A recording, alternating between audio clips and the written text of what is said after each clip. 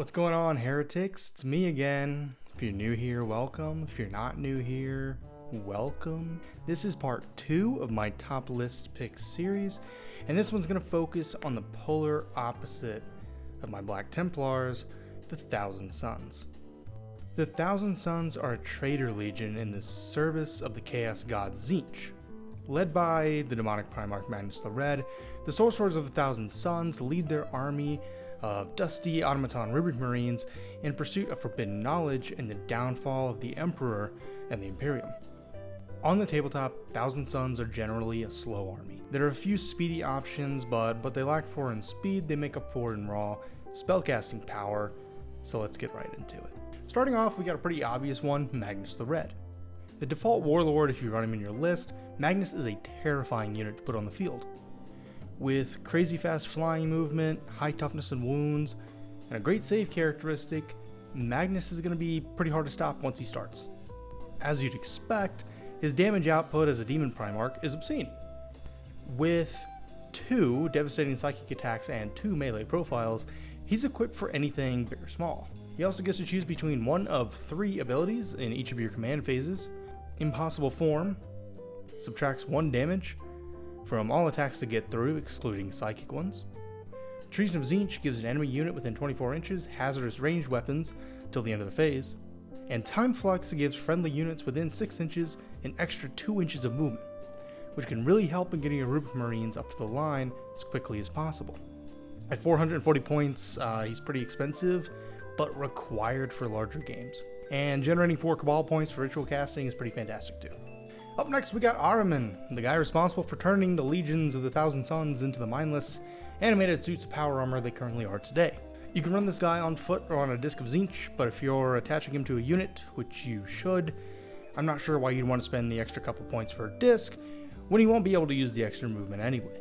Nothing special with his stats, really. He gets 4 up invuln, which is pretty nice. His Psychic Stock ranged weapon has precision and does d6 damage, so it's potentially a quick character killer, and his melee is pretty good as well. Besides generating 3 Cabal points, Arman gives a +1 to the wound roll of any crew he's leading, as well as giving you a free ritual to cast once per battle with the Arch Sorcerer of Tzeentch ability. And let me tell you, that free ritual can really come in clutch. Just be sure to use it wisely and have him next to a Vortex Beast if possible. I'll explain why in a minute. You can't have a Thousand Sons list without some sorcerers. And I'm going to try to sort of smush them all together here. Their combat abilities aren't what really makes them special, and they all have really good ranged and pretty okay melee. So you should probably start off with running an Exalted Sorcerer for the ability Rebind Rubric, which allows you to roll a d6 in your command phase and bring back a Rubik Marine on a 2 to 5, or 2 if you roll a 6. On a 1, however, that sorcerer takes d3 mortal wounds.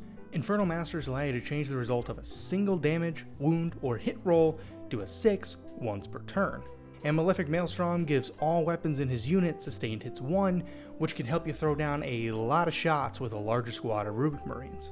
Exalted Sorcerers on a disc of Tzeentch have their movement hindered by leading, but they give their bodyguards a valuable 4 up invuln, and at the end of your movement phase, you can choose a unit within 18 inches, roll a d6. On a 1, the Sorcerer takes d3 mortal wounds. On a 2 up, the Binding Tendrils ability is a success, and until your next movement phase, that chosen enemy has all movement characteristic cut in half. This is really great for fighting armies like Orcs or Templars who want to get in close as quickly as possible. It'll buy you a little time and make your enemy think a little bit harder about how they want to play that slower unit. Last but not least, we get the Sorcerer in Terminator armor. As you probably gathered, you run this guy with a Terminator unit. His main spell attack is pretty solid with anti-monster and vehicle 4 up with dev wounds. And he gives his unit lethal hits, as well as allowing you to select an enemy within 18 inches and give any attacking unit that targets that enemy a reroll of 1 hit roll. Again, I didn't include every weapon block for each sorcerer because they all have pretty great range damage output. And while they can lay down some serious damage with halfway decent rolls, the strength in my opinion is in their ability utility. You can take all of them on a list or none of them, but usually 1 is a solid choice as they'll be beneficial to the army as a whole, regardless of what you're up against.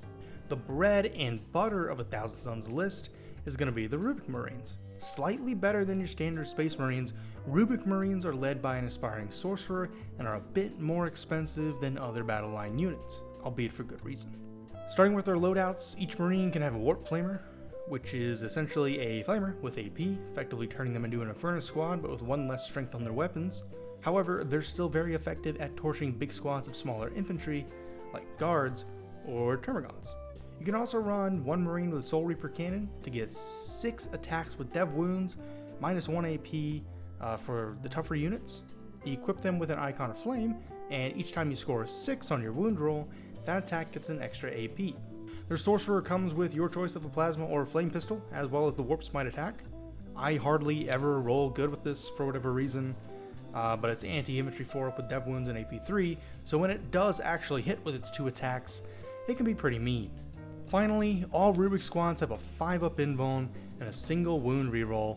Unless the target is within range of an objective, then they get the whole roll. They also generate 1 Cabal point towards ritual casting. I hope you kind of have a better understanding now of why Rubik Marines are kind of up there in points cost. And also why running some larger mobs of them could be nearly unstoppable on the battlefield with the right support and leader. Running a full 10-man squad is going to cost you 210 points. But if you're running larger games, you should probably do that anyway, depending on your playstyle. But it would maybe maximize your potential with this extremely versatile infantry unit. Typically, I like to run them in squads of 5, but lately I've been running larger squads, and that seemed to work out a little bit better, especially when I'm playing objective-based games. So again, that's up to you. Let me know in the comments how you play them.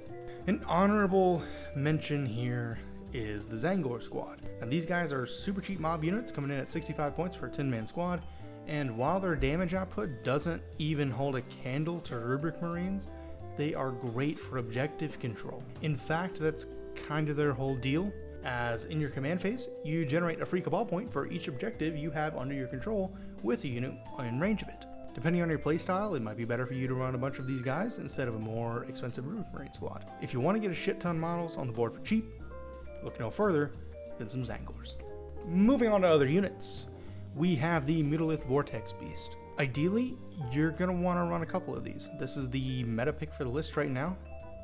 They're stupid cheap for what they can do at 165 points, and they'll dish out mortals to each enemy unit within 6 inches and force battle shock tests, as well as double the range of ritual casting of a sorcerer within 6 inches of it. Their Vortex Beam has a weapon profile to deal with pretty much anything and can dish out metric ass tons of damage. Their melee is pretty solid too, with a high toughness and wounds as well as a 5-up invuln and a 5-up feel no pain. The Vortex Beast can be a pretty hard target to bring down and a very, very, very valuable unit to field. You remember how I mentioned keeping Arman close to one of these? That double ritual range is why. You can get a freebie from Arman and essentially throw it almost anywhere on the board. Whether that's taking armor saves with Twist of Fate or shitting out a ton of morals with Doombolt, the Arman Vortex Beast combo is one that I think everyone should be running. So next up we have Scarab Occult Terminators. Not too different from their Imperial counterparts in terms of characteristic blocks, but they've got slightly better weapon loadouts. Their Combi Bolters have AP 1 instead of AP none. Their Sorcerer gets 3 Warp Smite attacks instead of 2, and you can run them with either a Soul Reaper cannon for those dev wounds, or a heavy Warp Flamer for ignoring cover, and a little bit of AP on the flame weapon. Unlike Imperial Terminators, Scarabs can also run a missile rack in conjunction with the cannon or heavy flamer. All in all, their ranged capabilities are generally a little bit better than the Loyalists. Their melee attacks, not too bad, but they're not the beefy power fists that Imperial players will be used to. But all in all, these guys fill the same sort of role as regular Termies, but with a little more ranged oomph. So let's get into the heavy hitters on the list, starting with the Forgefiend. Forgefiends are a pretty solid choice for taking down mid to high tier vehicles or mobs with their ectoplasm... I always say that wrong. With their ectoplasma cannons, which I recommend you run them with. You can equip 3 to the model, and these things are fairly beefy, plus you don't have to worry about hazardous checks with them either, which you normally would for a lot of other plasma weapons. Doing so does stifle the melee a tiny bit, but in my opinion that's negligible, and their ability to suppress a unit that was hit by its ranged attacks, making them take a -1 to hit, can be pretty handy as well. A Vindicator tank is a relatively cheap inclusion that packs a lot of punch. Its Demolisher Cannon does d6 plus 3 attacks with blast, 14 strength, minus 3 AP, and d6 damage a shot, making it great for nuking beefy units off the board. Its Havoc Launcher has blast as well, and it's great for clearing out units of Space Marines or similarly statted units. And you can have an Inferno Bolter or a Combi Bolter to pepper anything else. What's really cool about this thing is the Siege Shield ability. Now what this does is it allows it to target enemy units engaged with it with the Demolisher Cannon, and it doesn't take the normal -1 hit penalty of being within engagement range. I've seen this thing wipe Dreadnoughts off the board in one turn when it rolls halfway decent. And it's a really big scary thing to park on a point and rain hell on incoming units with. Hellbrutes are probably the last must-have unit for your Thousand Suns list. Not a ton to say here. They're similar to their Space Marine Dreadnought counterparts, except they get a 5-up invuln on top of their regular stat block. Just like the Redemptor, these guys have several different weapon loadouts to choose from. You got a las cannon, a plasma cannon, melta, and missile launcher in conjunction with a couple other doodads. Their melee can either run an Electro Scourge, a hammer, or 2 fists, which allows them to use their aptly named Helbrute Fists ability, and they get twin linked on their melee attacks with that. The most important thing for these guys is their ridiculously long-winded ability entitled Arcane Knowledge Amidst Babbling Insanity. Say that 5 times fast. Which means whenever a Thousand Sun Psyker within 9 inches uses a ritual, you gain a Cabal point. With how crucial Cabal points are, being able to swing the game in your favor more often than not, it's pretty essential to have 1 or 2 of these guys around so that you can net a couple free Cabal points and maybe cast that ritual you need to pull a unit out of the fire or bring something big down with mortal wounds. We're getting to the end of the list now, and this last unit really isn't essential, but I added it in there for flavor. Magnus is already this towering force of death and destruction, but adding a Knight Abominant to your list can give you a second towering force of death and destruction. Now I have found this to be a pretty decisive inclusion in the local scene, not only because Knights are in general pretty hit and miss at the moment, but because it's very, very expensive to throw onto a list at 455 points. Even at larger games, that's 455 points that could be better spent elsewhere. However, it's just really cool to see on the board, and it's a lot of fun to run. It's got pretty alright ranged, and pretty good melee too, but the flavor comes with the unit's abilities, kind of like everything else on this list. The big guy has Vortex of Terror, which forces a battle shock test on the nearest unit you can see within 12 inches. Warp Storms is the other ability, which at the end of your movement phase lets you roll a d6 for each enemy unit within 9 inches, dealing d3 mortal wounds on each 3 up. I like to charge this guy up to the line, do as much damage as possible before finishing things off with the psychic attacks and the abilities. He's got a ton of wounds, a ton of OC, and an overall great stat block that's going to take a whole lot of heat before he's able to be brought down. And like I said, he's not essential, but he's really super fun, and if you can spare the points and the cash for the model, I highly recommend getting one. That's all I got for today, guys. I'll drop my list in the description below like I did in my last video.